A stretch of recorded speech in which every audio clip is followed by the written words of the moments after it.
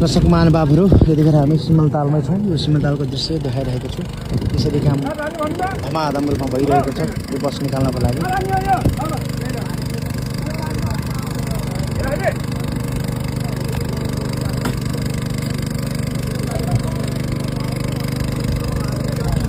आज 14 दिन भइसकेको छ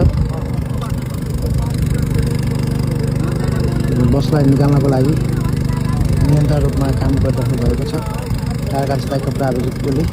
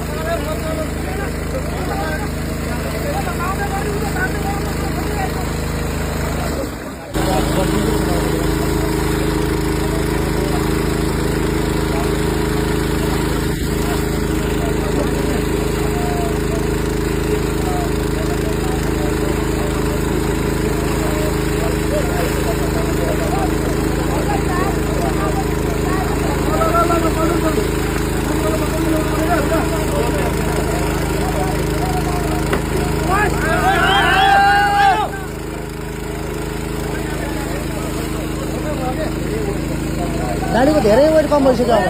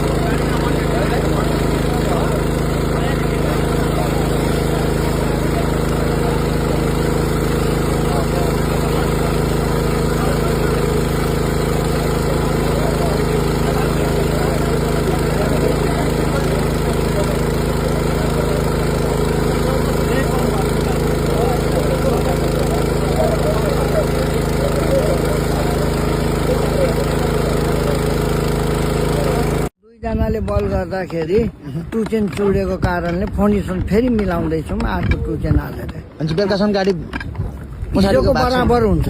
हिजोको बराबर हुन्छ। हस् हुन्छ। यसमा ढुक्कै छु। टारकान्छ दाइले बालुवा भर्दै हुनुहुन्छ। यसरी ल हेर्नुहोस् त भर्खर यो तिर्सिली बढेर फेरि यो बाँध फुट्नै आँटेको छ। हेर्नु त यहाँ यसरी पानी खसेको छ यो बाँधबाट बस निकाल्न लगाएको यो बाँध।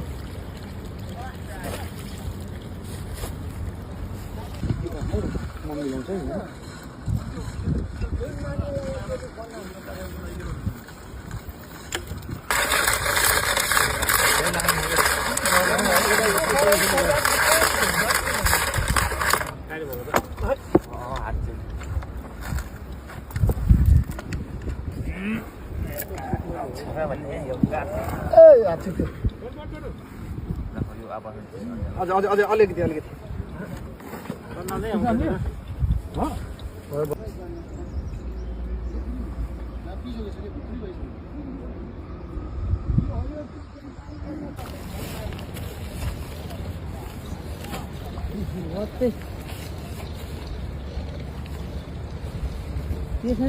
यसरी पानी गाडी भएको भागतिर जाँदैछ। यतापट्टि पनि काम भइरहेछ। स्ट्यान्ड पुली तन्काउने काम भइरहेछ।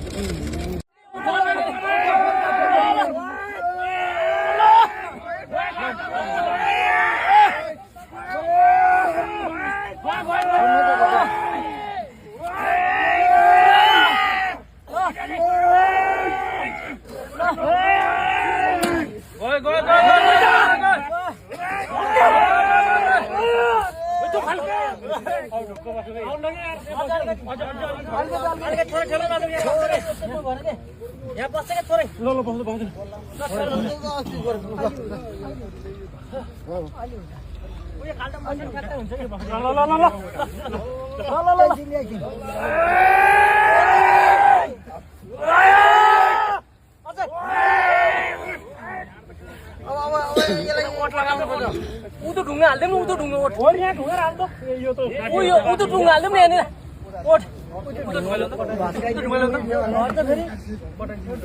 उतो ठुलो क्या ठुलो हात युज गरे नि हातमा मेरो हाम्रो हतियार छ उल्टो पर लाइट गेला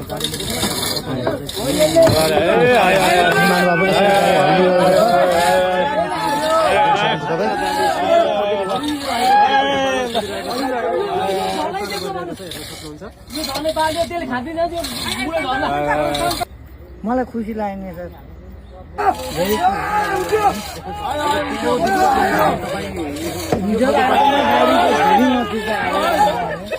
साथीहरू अब उहाँ 12 डुङ्गी बासबाट आउनुभयो साथीहरूले धेरै सहयोग गरिदिनु भएछ धन्यवाद उहाँहरूलाई जस्तो हाम्रो कुराकानीमा तपाईँले हिजो के भन्नुभएको थियो भन्दाखेरि मैले हजारवटा भन्दा बढी बसहरू निकालेको होला तर मलाई चाहिँ कुनै एउटा बस निकाल्न अहिलेको जतिको लामो समय लागेको थिएन भन्दै छैन अनि यत्रो समयसम्म चाहिँ खटिने त्यो धैर्यता कायम राख्ने साहस कहाँबाट आउँछ तपाईँलाई आइहाल्छ नि सर यत्रो जनताले हेरिरहनु भएछ अब सबैले अब खाजा पाजाको व्यवस्था गरिदिनु भएछ सरहरूले होइन उहाँलाई पनि धेरै धन्यवाद अनि जस्तो तपाईँहरूलाई यहाँ संयन्त्रको रूपमा जस्तो जेनेरेटर एउटा मात्रै छ होइन अझै थप जेनेरेटर भयो भने आज जसरी अब पर्दैन सर अब पर्दैन पर्दैन पर्ने भए त म माथि नै गएर कुरा गर्थेँ नि त अब सिडिओ साहबहरू आउनुभएको थियो सबै म्यान पावर कति खटिनु भयो थोरै भन्दैन हजुर कस्तो कस्तो म्यान पावर खटिनु भयो कति खटिनु भयो अब आर्मीबाट पुलिसबाट लिएर सशस्त्रहरू टोटली खटिनु भएछ तपाईँको चाहिँ कति छ म्यान पावर मेरो अहिले 7-8 जना छ तपाईँले जिन्दगीमा गरेका थुप्रै कामहरू मध्येको सबैभन्दा जटिल र अप्ठ्यारो काम हो अप्ठ्यारो काम यो यसो काममा धेरै लाग्नुभयो तर यति अप्ठ्यारो महसुस अहिलेसम्म गर्नु भएको थिएन गरेको छैन अहिले चाहिँ निकै नै चुनौती भएको छ फेरि पनि छोड्न चाहिँ चाहनुहुन्न यसलाई कम्प्लेन नगरेसम्म आज तपाईँले कति अब म भोलि घर जान्छु भनेर मेरो एउटा इरादा थियो नजाने कतिको सुखद भइरहेछ त आज यो गाडीको टायर पनि निक्लिसक्यो आत्मा त धेरै सुख हुन्छ नि तर अझै पनि निन्द्रा नलाग्ला सायद पछाडिको टायर जब तक त्यो डिभिजन माथि नआइन्जेल अझै मलाई भनेपछि हिजो वीरगञ्जबाट ल्याएको यो 20 टनको चेन पुल्लीले गर्दा अलि तपाईँलाई सहयोग मिलेको हो अलिकति होइन धेरै सहज साथीहरूले पठाइदिएकोमा उहाँ साथी वीरगञ्जको साथीहरूलाई पनि हामीले धन्यवाद दिनुपर्छ यहीँबाट हेरिरहनु भएको छ होला लाइभमा होइन यहीँबाट म धन्यवाद दिन चाहन्छु उहाँ जान मलाई सम्भव छैन बिना कामले म उहाँ जान पनि सक्दैन होइन यो दिनको कति भाडा तिरेर वीरगञ्जबाट मगाउनु भयो यहाँ यो एउटाको मैले सुनाइमा 5000 भन्ने छ होइन भोलि उहाँले अब यो मेहनत गरेको देखेर अब कम्पनीले त सक्नुहुन्छ अब होइन उहाँ खुसीले भोलि टायर कान्छ फेरि उहाँहरूलाई अप्ठ्यारोमा पनि सहयोग गर्ने खाले मान्छे हो होइन म सहयोग गर्न सक्छु भनेपछि ननिकालेसम्म हार नखाने प्रणका साथ यो कार्यलाई निरन्तर अगाडि बढाउनु भएको छ है हजुर उल्टो पर लाइट गेला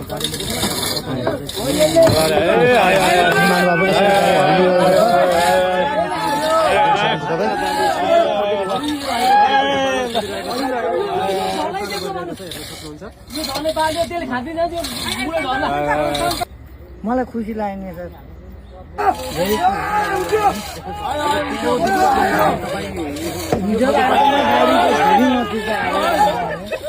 साथीहरू अब उहाँ 12 डुङ्गी बासबाट आउनुभयो साथीहरूले धेरै सहयोग गरिदिनु भएछ धन्यवाद उहाँहरूलाई जस्तो हाम्रो कुराकानीमा तपाईँले हिजो के भन्नुभएको थियो भन्दाखेरि मैले हजारवटा भन्दा बढी बसहरू निकालेको होला तर मलाई चाहिँ कुनै एउटा बस निकाल्न अहिलेको जतिको लामो समय लागेको थिएन भन्दै छैन अनि यत्रो समयसम्म चाहिँ खटिने त्यो धैर्यता कायम राख्ने साहस कहाँबाट आउँछ तपाईँलाई आइहाल्छ नि सर यत्रो जनताले हेरिरहनु भएछ अब सबैले अब खाजा पाजाको व्यवस्था गरिदिनु भएछ सरहरूले होइन उहाँलाई पनि धेरै धन्यवाद अनि जस्तो तपाईँहरूलाई यहाँ संयन्त्रको रूपमा जस्तो जेनेरेटर एउटा मात्रै छ होइन, अझै थप जेनेरेटर भयो भने आज जसरी अब पर्दैन सर, अब पर्दैन। पर्दैन। पर्ने भए त म माथि नै गएर कुरा गर्थेँ नि त। अब सिडिओ साहबहरू आउनुभएको थियो, यहाँ सबै मेन पावर कति खटिनु भयो थोरै भनिदिनु न। हजुर?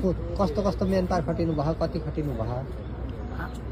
अब आर्मीबाट पुलिसबाट लिएर सशस्त्रहरू टोटली खटिनु भयो सर। तपाईँको चाहिँ कति छ मेन पावर? मेरो अहिले 7-8 जना छ। तपाईँले जिन्दगीमा गरेका थुप्रै कामहरू मध्येको सबैभन्दा जटिल र अप्ठ्यारो काम हो अप्ठ्यारो यो। काम यो यसो काममा धेरै लाग्नुभयो तर यति अप्ठ्यारो महसुस अहिलेसम्म गर्नु भएको छैन। गरेको छैन।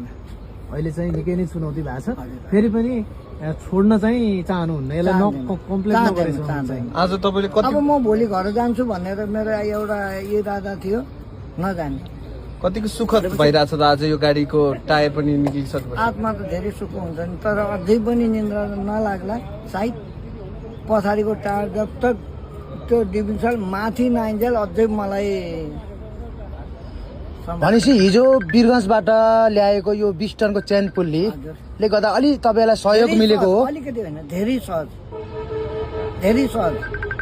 साथीहरूले पठाइदिएकोमा उहाँ साथी वीरगञ्जको साथीहरूलाई पनि हामीले धन्यवाद दिनुपर्छ। यहीँबाट हेरिरहनु भएको छ होला लाइभमा होइन, यहीँबाट म धन्यवाद दिन चाहन्छु। उहाँ जान मलाई सम्भव छैन, बिना कामले म उहाँ जानु पनि सक्दिनँ होइन। यो दिनको कति भाडा तिरेर वीरगञ्जबाट मगाउनु भयो यहाँले? यो एउटाको मैले सुनाइमा 5000 भन्ने छ होइन।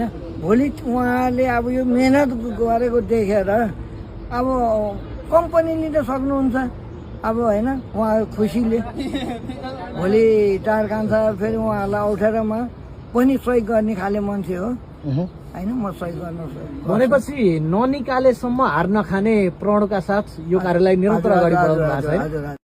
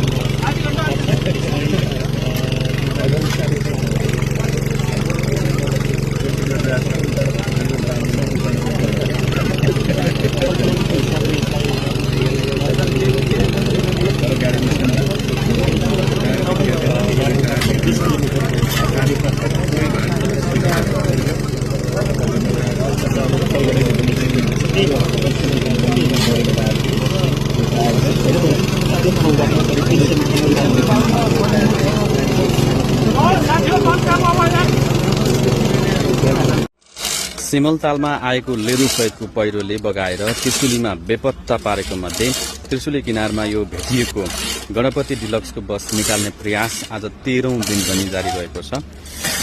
हिजो मात्रै जिल्ला सुरक्षा समितिको बैठक बसेर उत्खनन कार्य चाहिँ सन्तोषजनक नभएको निर्णय गरेको थियो र चितवन र तनहुँ जिल्लाको सुरक्षा प्रमुख र प्राविधिक जनशक्ति सहितको टिम बसेर बैठक बसेर चाहिँ यसको अवशेष निकाल्न गाह्रो भएपछि चाहिँ सन्तोषजनक नभएको निर्णयसहित बस निकाल्न 2 विकल्प अपनाउने बारे छलफल हिजो मात्रै भएको थियो। दर्शकबिन, चितवनको प्रमुख जिल्ला अधिकारी गणेश अर्यालका अनुसार उद्धारमा संलग्न प्राविधिकहरूको माग अनुसार उद्धार सामग्री थप गर्ने पहिलो विकल्पमा निर्णय भए अनुसार हिजो मात्रै वीरगञ्जबाट थप 10 टनको चाहिँ पुल्ली लिएर आएर आज जोडान गरेर यहाँ चाहिँ तान्ने काम भइरहेको छ। यसैगरी यसरी पनि अब सम्भव भएन भने जे जति सकिन्छ यसलाई चाहिँ काटेर भए पनि निकाल्न पर्छ भनेर चाहिँ उहाँले निर्देशन दिनुभएको छ। त्यही अनुसार अहिले प्राविधिक सुरक्षाकर्मी लगायतका टोलीहरू यहाँ लागिरहनु भएको छ। ल मिलन चेनपुलीका साउजी टायर कान्छा र मुक्तिदाता काउसती डन्डाका 2 पर्सनालिटीहरू हामी देख्न सक्छौँ। त्यहाँ उहाँहरू 3 जनाको यो मिलोमतोमा नै अहिले कामहरू भइरहेको छ, भटाभट भइरहेको छ। उहाँले आफ्नो एक्सपिरियन्सहरू सेयर गरिरहनु भएको छ, भनिरहनु भएको छ।